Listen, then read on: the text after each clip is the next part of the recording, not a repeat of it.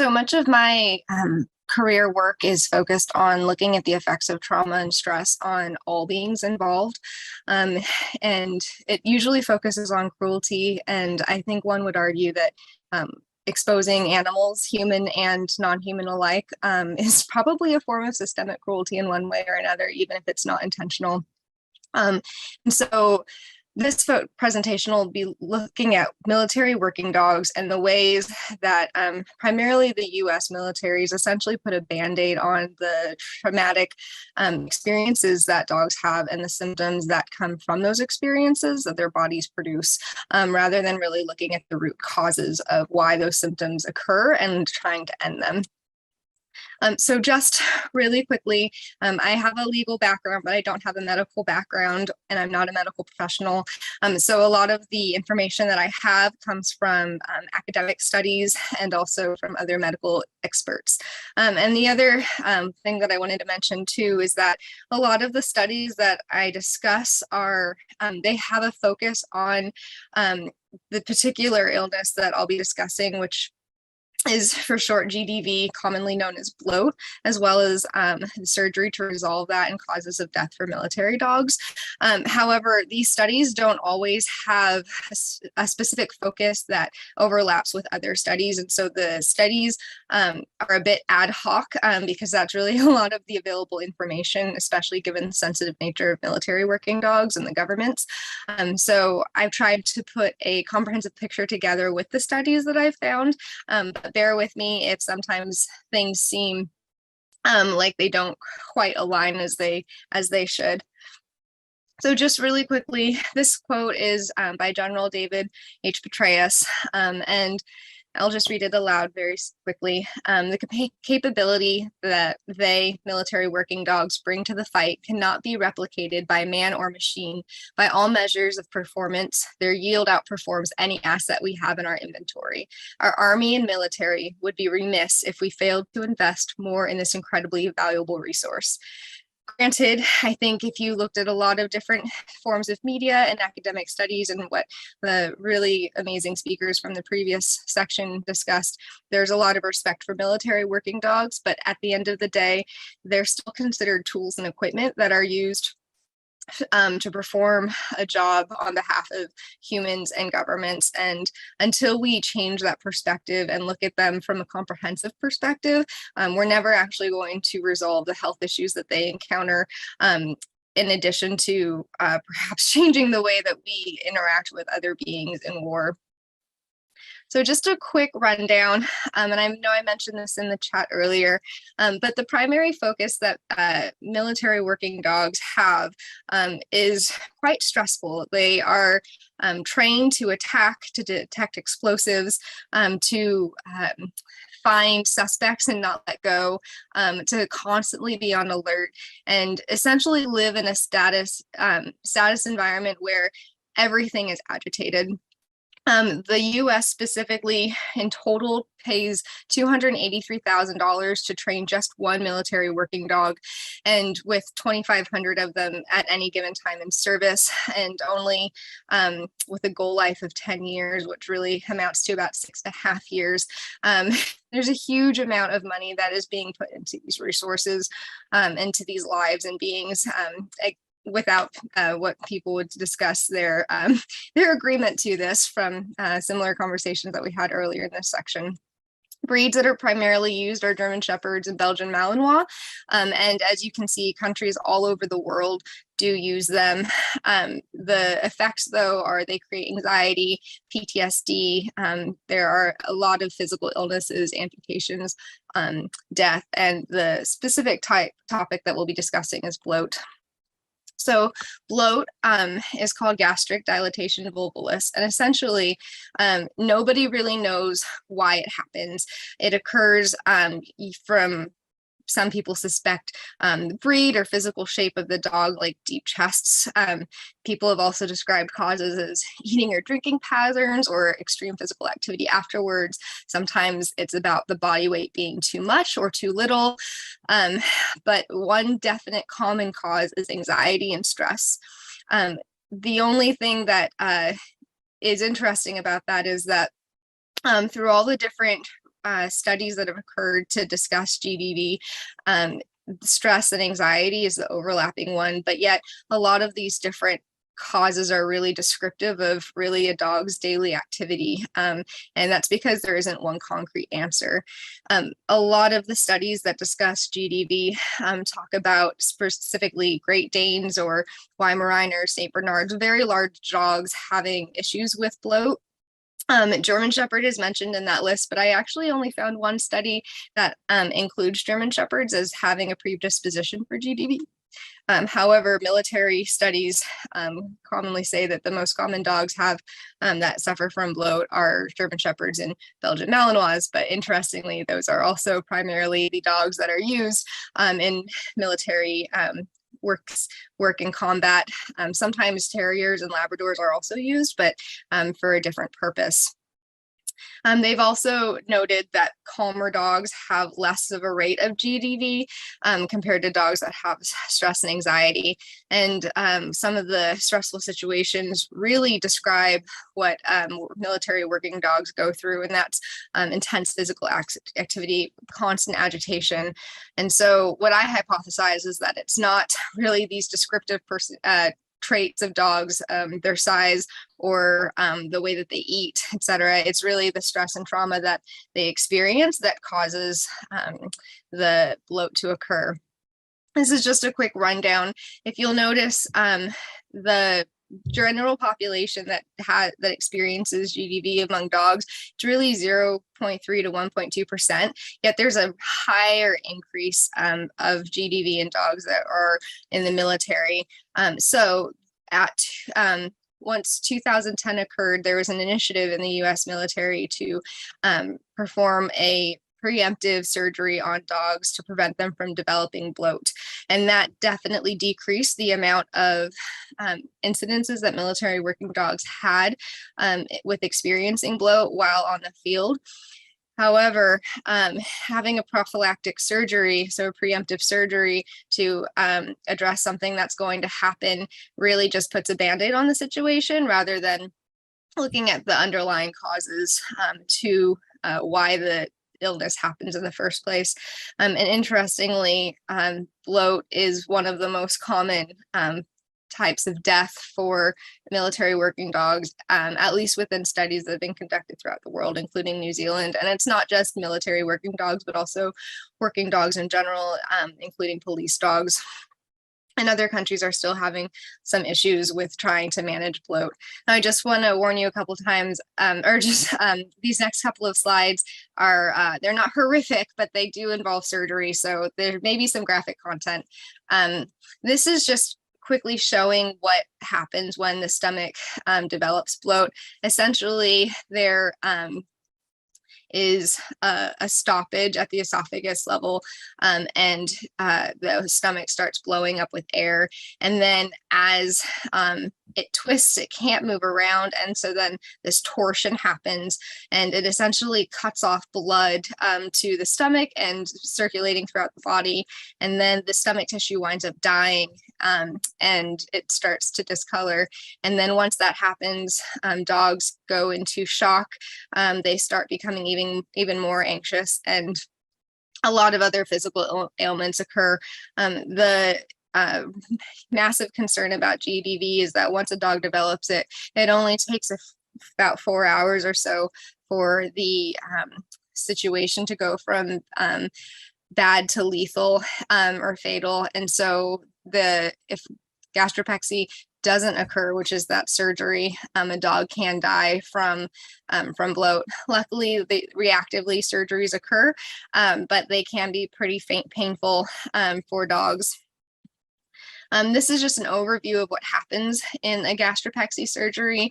The first image shows that there is an attachment of the stomach lining to the interior wall of the dog's body, and this prevents the stomach from being able to actually twist. So a dog could still develop the bloat aspect, but not twist, which then makes it fatal.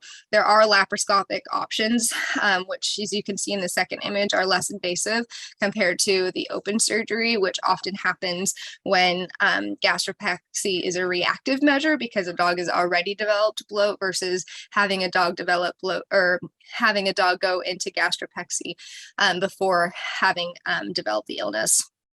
The picture on the right just shows an image of a dog recovering from bloat, and this would be more of an open surgery. As you can see, it's pretty invasive. It wouldn't be as invasive with laparoscopic, but the question comes down to this idea of, again, consent. We're performing surgeries on dogs to prevent a natural function that indicates that there's something wrong with the dog's body, and we're doing this on humans' behalf so that these dogs can continue being tools. When that happens, though, are we really looking at these dogs in a holistic manner, or are we looking at them as perpetuated tools that we're continuing to manipulate, when we could find a way of resolving that by perhaps finding other methods of identifying the root causes of that create gastropexy, or perhaps not using dogs at all in the military. Funnily enough, when dogs that are in the military have gastropexy surgeries proactively, they tend to develop the twisting of intestines. So the stomach doesn't twist, but the twisting of the intestines does occur, which just indicates that their body is still experiencing the stress and is trying to find a way to manage it. There are some solutions, though few, for using military working dogs. One would be not using them at all. However, there isn't really an existing replacement option for that. And I don't think the military would go for that right now, given their crucial roles that are played in war theaters.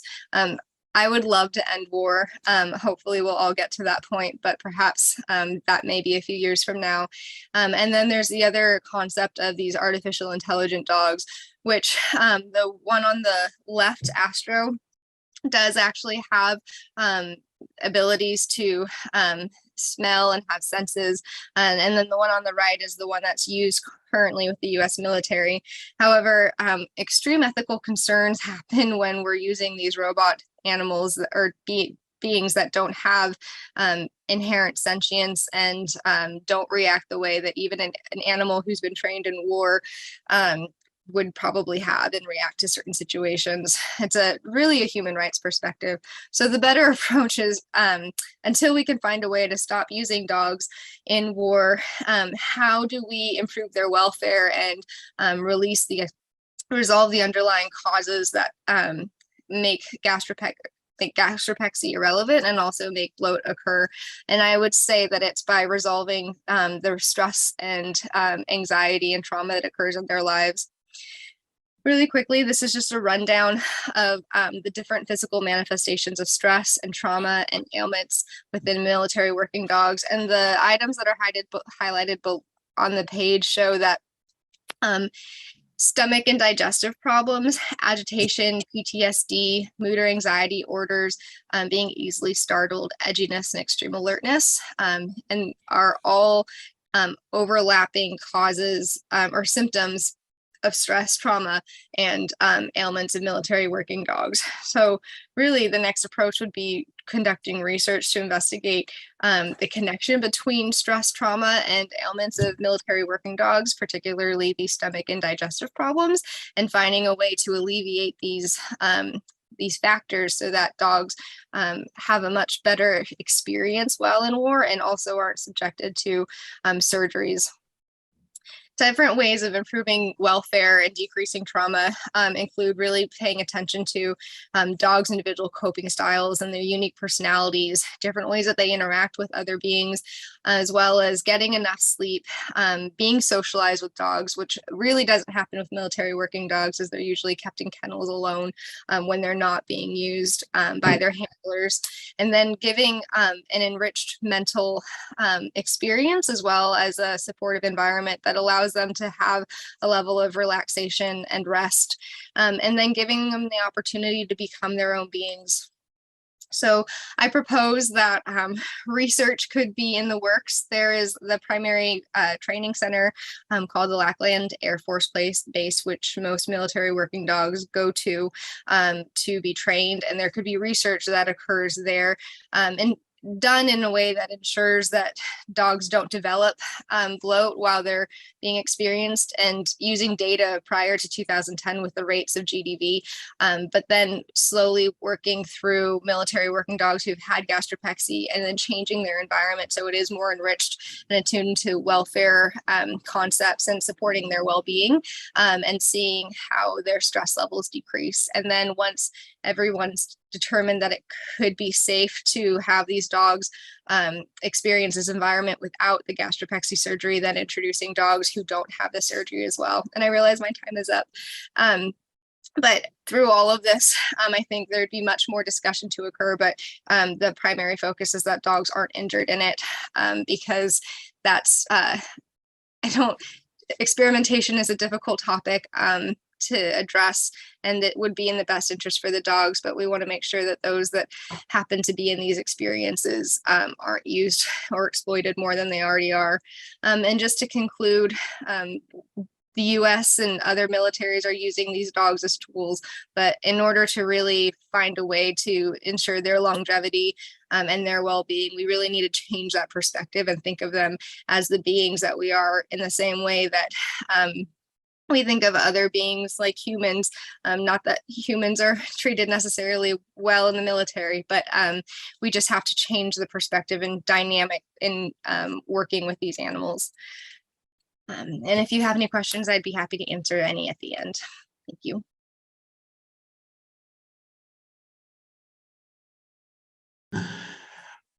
So before I move to the presentation today, I'm going to speak about the forgotten victims of war, which are non-human animal beings, and how the animal welfare law can be applied in an armed conflict. Because my background is international humanitarian law, I will be mostly speaking from international legal perspective of this issue. Before I proceed to the presentation, I have to acknowledge that the presentation is based on a research project which I carried out last year at the Michigan State University under the supervision of the animal law professor there, Professor David Fabre, and hence I also would like to thank him for his support and guidance during this research period. As an outcome of the research, the publication was produced and was published just recently in the journal Animal Law Review, which I will post the link where you can find the article in case you will be interested. Because for the sake of time, I will very briefly speak about the main points of my research now, but you can find all the details in the article. So today I will speak about the use of animals in wars, then how the animals can become victims of war, what are the existing international humanitarian law norms which potentially could be applicable to the protection of animals during armed conflict, whether international humanitarian law protects other non-human victims of armed conflict or not.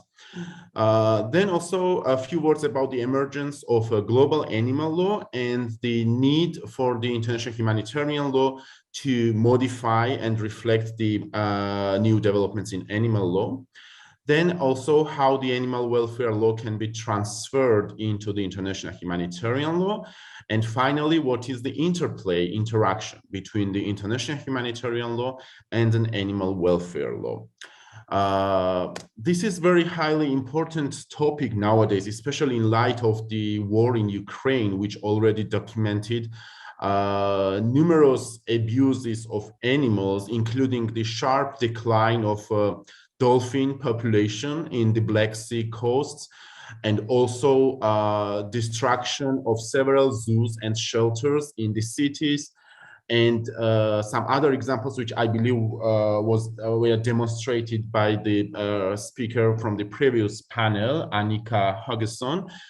So this once again emphasizes how important it is to speak about the protection of animals during armed conflicts. So here I have a non-exhaustive list of the possible use, or I would even say abuse, of animals during wars, which history has documented throughout the different wars in the previous centuries. First of all, transportation. Horses, donkeys, oxen, bullocks, and elephants usually carried humans, material, and supplies. Pigeons were used to carry messages. Camel-mounted troops have been employed in desert operations. Dogs also were widely used for tracking, guarding, delivering messages, laying telegraph wires, or detecting explosives. Dolphins and sea lions are even now trained to protect harbors from sea mines and divers. Some reports from the World War I also documented the cats being used to hunt rats, canaries being used to detect poisonous gas, and the glowworms being used for illumination at night for reading. The wildlife trafficking and illicit gains from poaching is also one of the issues nowadays, especially in Africa, which is being used for financing more wars, because this trafficked the wildlife, trafficked wildlife is used for the for some terrorists or other paramilitary groups to purchase more weapons, ammunitions, and equipments. Additionally, animals can also be used for military research and experimentation to develop and test new weapons during wars. Dogs, cats, and other animals also have served as companions to raise morale and provide comfort to soldiers at the front. Another unconventional, I would say, practice was also detected during the Second World War in the siege of Leningrad, when the people resorted to hunting down animals and birds to prevent starvation. And again, this is a non-exhaustive list. There might be any other abuses of animals during wars. And based on this, animals, of course, can become victims of the war. So how this can happen. First of all, the war destroys the natural habitats of wildlife fauna. So whenever there is a destruction cost or damage caused to natural environment or biodiversity, this of course affects the species of wildlife fauna. Mass displacement of persons for the reasons related to war usually leaves many companion animals or farm animals abandoned. Also, some fear of famine and suffering sometimes led the governments to instruct the owners to kill their pets. One of the most prominent examples of this is the Second World War, when at the beginning of the war, the British government instructed their citizens to kill their pets because they warned about the food shortages, and there was almost the 500,000 pets were killed in one night. Also, the currently ongoing intensive urban warfare poses serious threats to lives and the health of zoo animals or other animals in captivity, like shelters, so any kind of animals which can find themselves inside the cities. As I mentioned, also wildlife trafficking is used widely for financing wars, and this endangers certain populations, more specifically elephants, because the trafficking in ivory is one of the widely used practices in Africa.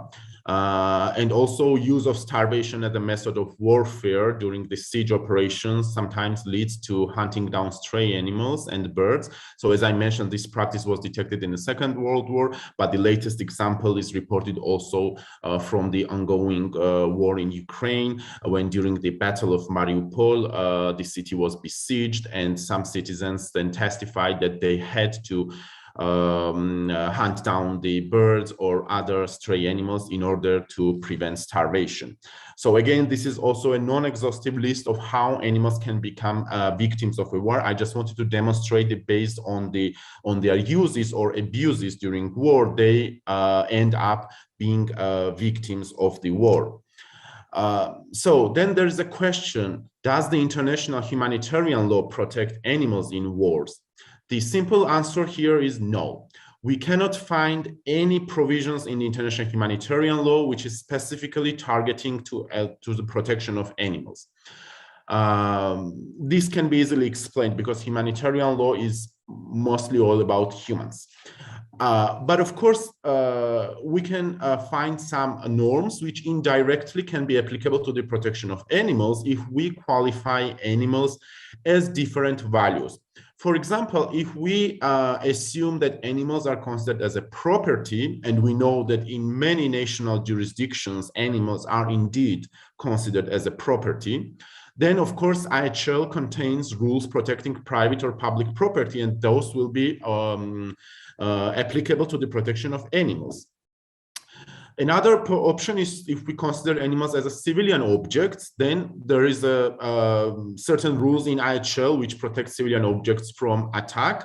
However, the problem with objects is that the mostly it is accepted and it's considered that the objects are items which are inanimate objects. So animals, there will be some problems qualifying animals as an object because we know that they are not inanimate, right? So they can move, they can migrate, etc. But again, this is one of the options. Then, of course, animals, but only wildlife animals are part of natural environment and biodiversity, and IHL indeed contains rules protecting different components of environment, including fauna, flora, and habitats and everything. Animals can also be considered as a combatants who carry or using weapons, but in that case, the problem arises that they cannot bear responsibility, but only claim rights. Because in under international humanitarian law, the fighters, the combatants, have a special status. They can claim certain rights, but at the same time, their status is linked to the responsibilities which they have to take. And in this situation, we know that the animals, since they are not rational beings, cannot carry all the responsibilities, but can claim only rights. This is so that's why this is a bit problematic, but there is in literature, we still meet some opinions about qualifying animals as a combatants. Then animals can also be qualified as an objects indispensable for human survival. This is mostly referring to the cattle and some farm animals. And IHL indeed protects these kind of objects which are indispensable for human survival. And lastly, animals can also be considered as a part of freedom of religion, because in some religions, we know that animals are considered as sacred beings.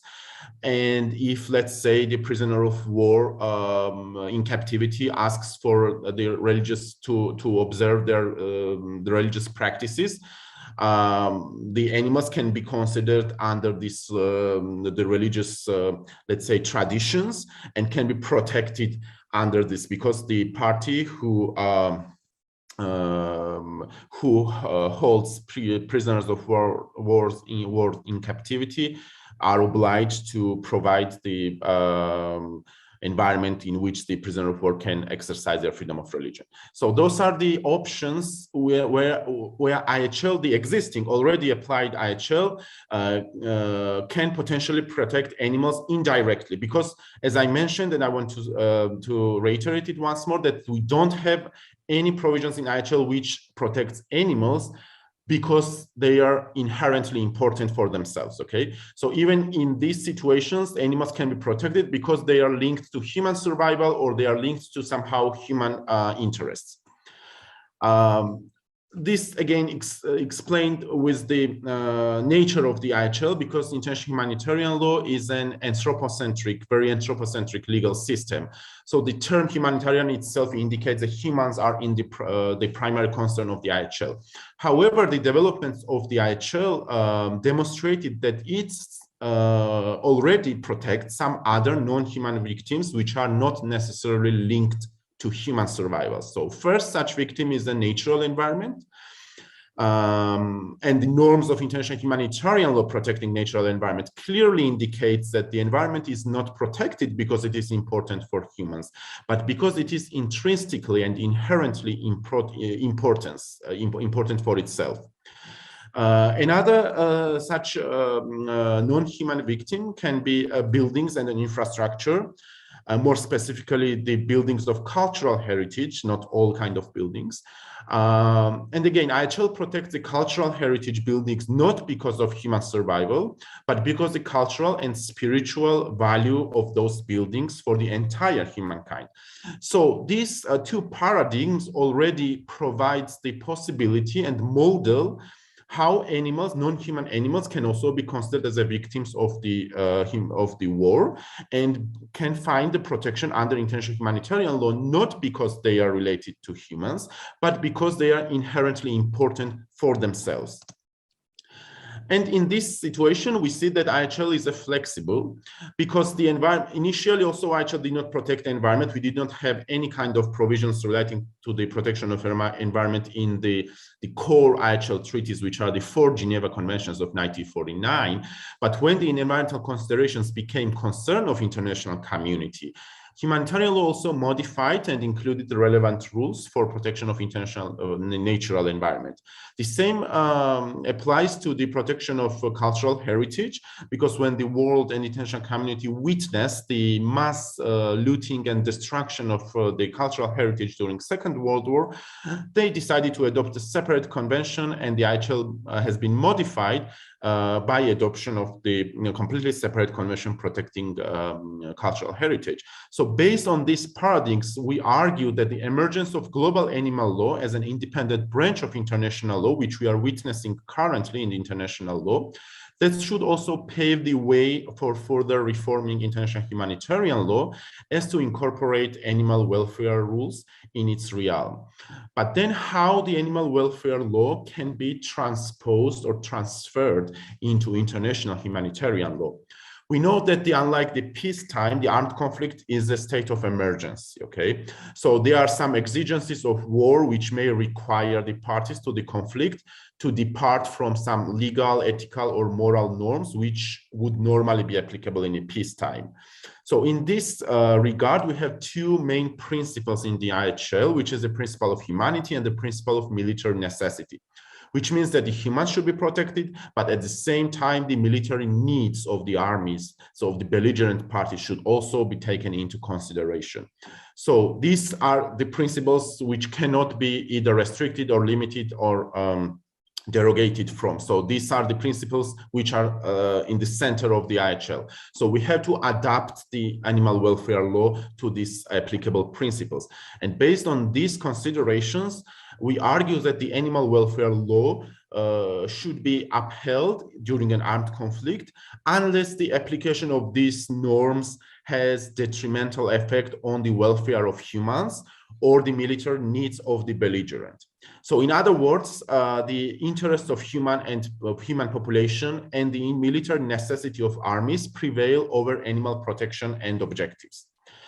And based on this assumption, we proposed several proposals for future developments. One of the main proposal is the adoption of a new international treaty, which will be specifically targeted at protecting animals during armed conflict. And this treaty ideally should ensure that animals shall not be object of attack unless they meet the criteria of the military objectives under the applicable rules of international humanitarian law, and thus became legitimate targets of attack. It also should forbid the use of animals in support of the military efforts and attacks against animals by way of reprisals. The proposed treaty should also uphold the general obligation of the parties to the conflict to take all the feasible measures in warfare to protect animals against hunger and thirst, discomfort, pain, injury and disease, fear and distress, and inability to express normal and natural behavior.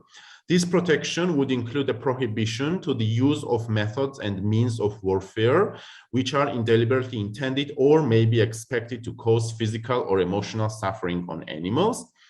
And finally, the treaty should feature that rules of protection of animals in armed conflict are subject to limitations derived from the principle of humanity and military necessity. And lastly, yes, so basically I realized I'm out of time now, so it also finalizes my presentation. You can see the article which I said, it's published in Animal Law Review, and the link here leads directly to this article. And I also look forward to hear questions and comments during a Q&A session, but in case you need more clarifications, here is my email as well. So thank you once again.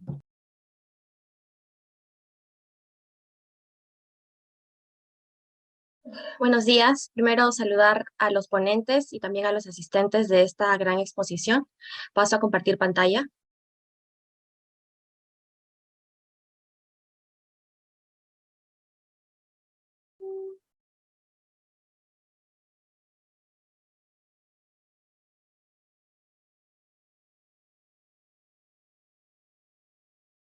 ¿Se puede observar?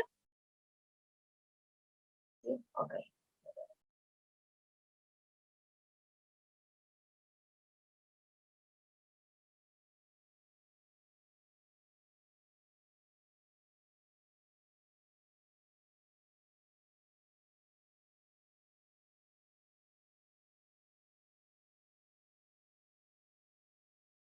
Ok.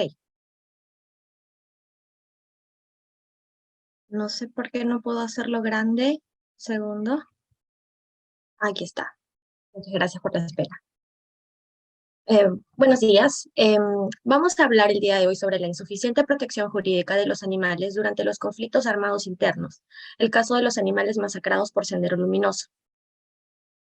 En la portada podemos observar una de las imágenes que es parte de la revista Caretas de un animal que en esa época se encontraba por el lugar de los hechos. Vamos a empezar hablando de la protección internacional del derecho animal.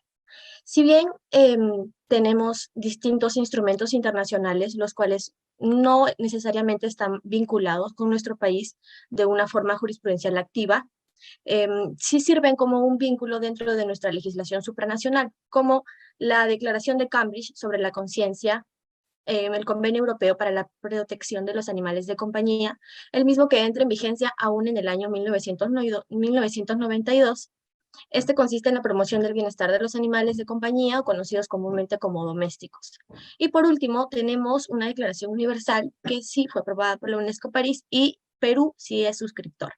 En esta declaración sabemos que fue originalmente promovida por la Liga Internacional de los Derechos Animales y ha servido como una referencia muy grande para países en Latinoamérica y alrededor de todo el mundo para referencia en precedente de elaboración de legislación en diferentes estados, porque sabemos que constituye un precedente importante y establece líneas directrices en el desarrollo matriz de sanidad, bienestar e integración del concepto del animal no humano como parte de un sistema que se ha ido adaptando con el paso del tiempo.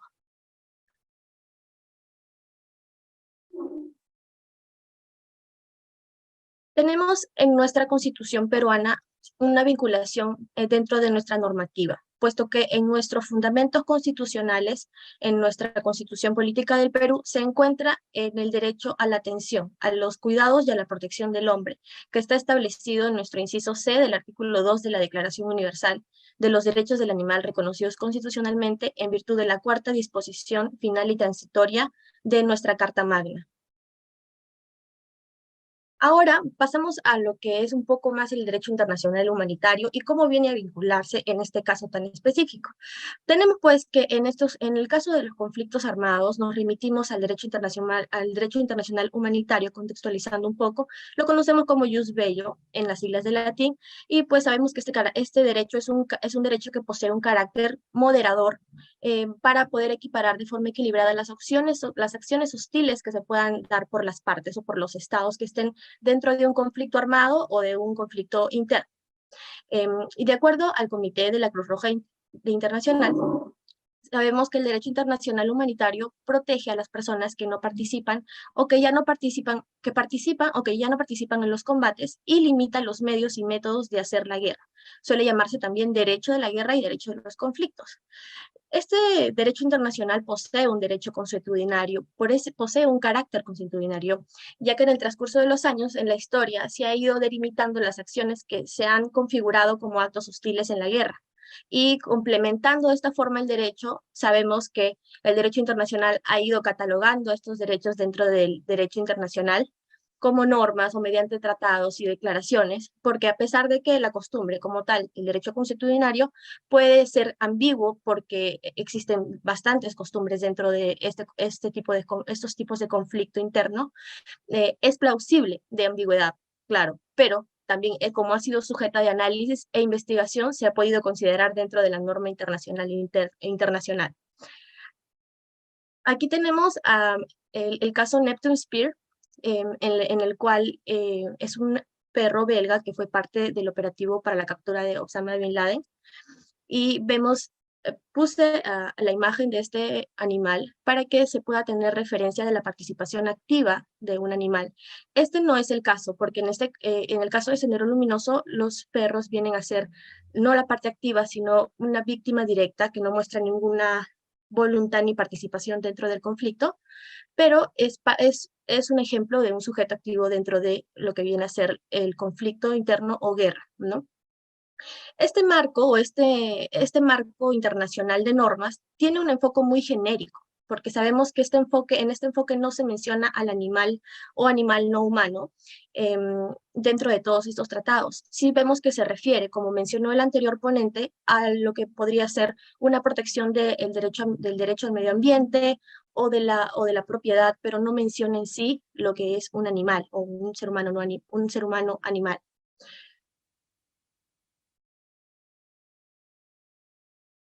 Luego tenemos ciertos artículos que he citado de la Convención de Ginebra, tanto el artículo 35, el 55 y el 52, en donde vemos que señala, por ejemplo, en el artículo 35, queda prohibido el empleo de métodos o medios de hacer la guerra que hayan sido concebidos para causar o de los que va a prever que causen daños extensos y graves al medio ambiente natural.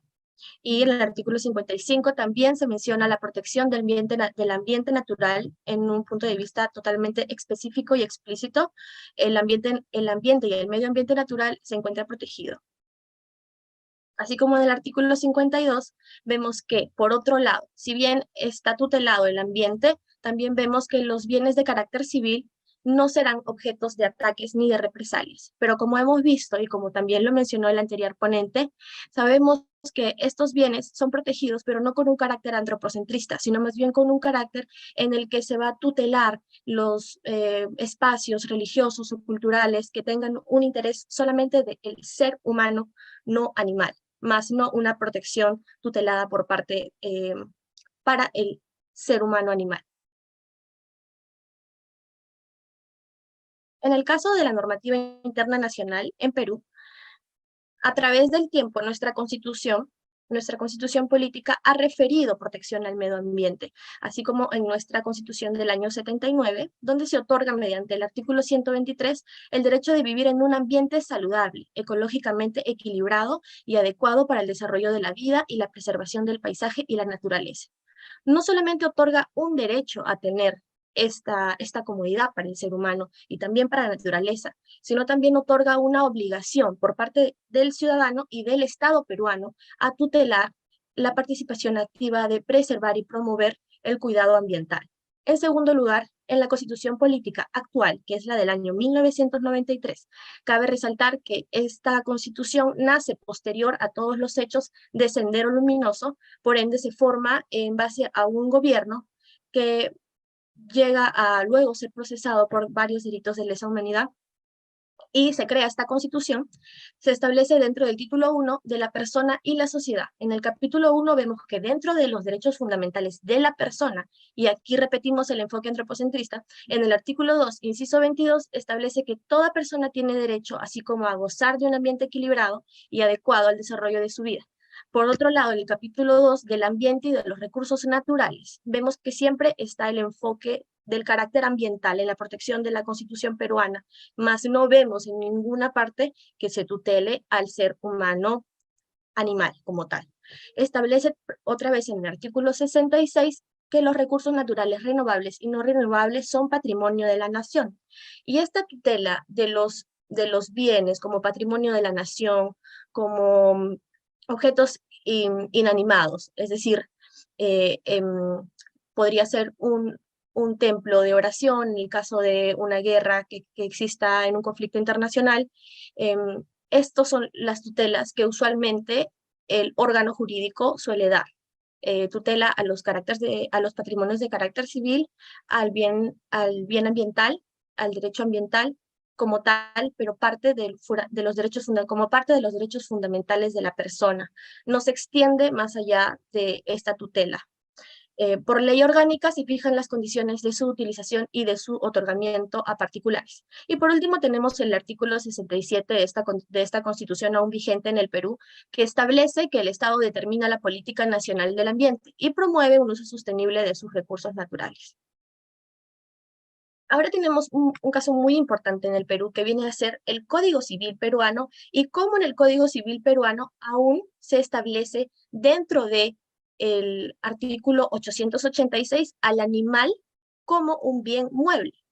Porque en el Código Civil peruano, emitido mediante decreto legislativo 1925, el año 84, cabe recalcar que es 4 años posterior a los hechos del Sendero Luminoso, y el Código Civil anterior, que es del año 1852, aún se mantiene la configuración del animal como parte de la esfera patrimonial del ser humano, no animal. Se considera a los animales como bienes muebles y no de una forma específica, porque el código no menciona que los animales son parte de, pero relata, cito, se considera bienes muebles a los objetos que puedan ser trasladados o para los objetos que puedan ser trasladados. Y dentro de esto se interpreta que los animales vienen a ser considerados como parte de la esfera patrimonial del ser humano no animal. Actualmente, este año, en febrero del 2022, se presentó ya un proyecto de ley para que se exceptúen los animales del Código Civil peruano de este listado de bienes muebles, parte de la esfera patrimonial del ser humano no animal. Aún este proyecto se encuentra en trámite, aún no ha sido discutido como tal, pero dentro de sus motivos es que el ser humano, como parte de su libre desarrollo personal e integridad, debe contar con la tutela especial hacia un animal doméstico, porque actualmente en Perú ya existe una ley también emitida por parte del Congreso que protege a los animales y tiene ya una regulación especial, que en este caso estaría contradiciendo la legislatura con el Código Civil. Entonces existiría aquí una confrontación de normas en las que el Estado peruano aún tiene pendiente resolver y delimitar cuáles son los derechos, no hablemos de derechos aún, pero delimitar en sí la capacidad que tiene el Código Civil para no considerar a un animal como un objeto mueble, por el simple hecho de la movilidad de este ser, cosificándolo de alguna forma porque lo mantiene como parte de un objeto y no deja que se desenvuelva el papel del ser humano no animal que se está llevando a cabo con otra ley de protección de bienestar animal en el país.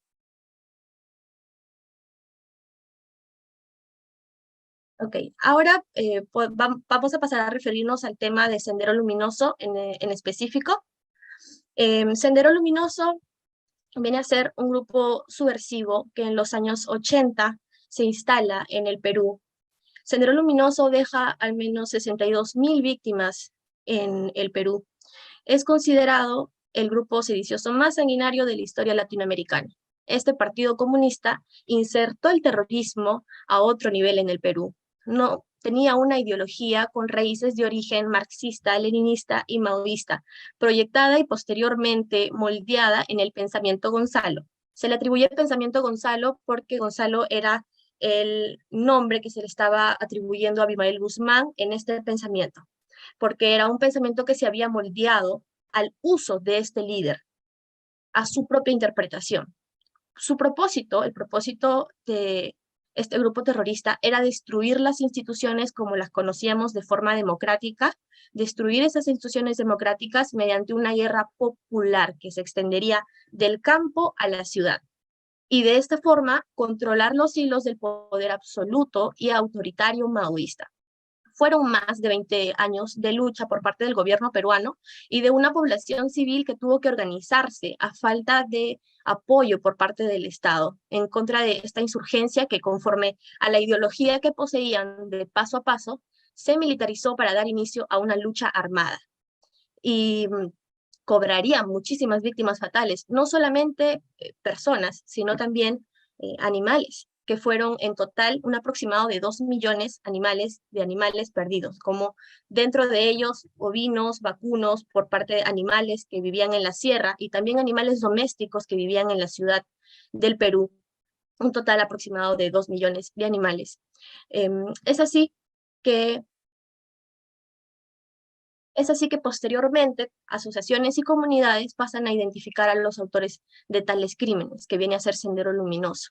Y la Comisión de la Verdad y Reconciliación es quien se encarga de recabar toda esta información, y la misma entidad que ayuda posteriormente a dar información sobre los perros de Deng Xiaoping. Ahora aquí tenemos unas imágenes por parte de Yupanapac, que es la galería oficial de Sendero Luminoso. Aquí tenemos a Sendero Luminoso en el atentado de Chuchi, que fue el primer atentado que se reconoció como tal de autoría de Sendero Luminoso. Él es Abimael Guzmán, actualmente preso en el Perú. Aún así, él estando preso ha llegado a publicar libros del pensamiento ideológico que él mantiene y que insertó en más de 20 años en el Perú, y que logró matar a muchas personas por un fin político. ¿Cómo se instauró este terror? Jess, María. Ahora no, te vengo a recordar que ya estamos en el tiempo, así que te pido que por favor intentes concluir lo más rápido. Sí, lo siento. Muchas gracias. Okay. No, sí. Bueno, pasando entonces, ¿cómo se instauró este terror sistemático en un país que es aparentemente democrático? Este grupo terrorista pasaba a tener la universalidad de la guerra popular, utilizaba el miedo como su principal herramienta. Dentro de los perros de Deng Xiaoping tenemos ciertas imágenes que son capturadas de las galerías de la Comisión de la Verdad y Reconciliación del Perú. Aquí tenemos una portada del periódico del año 1982, me parece. Aquí está la avenida Tacna, en donde fueron colgados 7 perros en la ciudad de Lima, en las calles más populares de Lima, en las cuales fueron colgadas con letreros que insultaban al nuevo líder chino, Deng Xiaoping, que instauraba la misma ideología política que tenía Abimael Guzmán, pero levemente modificada. Y al ser levemente modificada se le consideraba como traidor. Por ende, la simbología del perro colgado instauraba en el Perú una interpretación como de deslealtad por parte de este grupo subversivo. Acá tenemos la siguiente imagen de un policía desatando un perro que estuvo atado en un poste en la avenida Tacna, en la ciudad de Lima. Es la misma foto, pero con una descripción breve del periódico de esa época. Ahora vemos esta imagen del 25 de enero del 2022. Yo nunca me olvido. Ok, para cerrar, actualmente los derechos los derechos animales no están tutelados en el Perú. Este hecho tampoco fue tutelado como tal, porque los animales seguían considerándose como parte de la esfera patrimonial y no tienen el valor subjetivo suficiente ni la dignidad que se considera en el país para darles ese derecho. Gracias.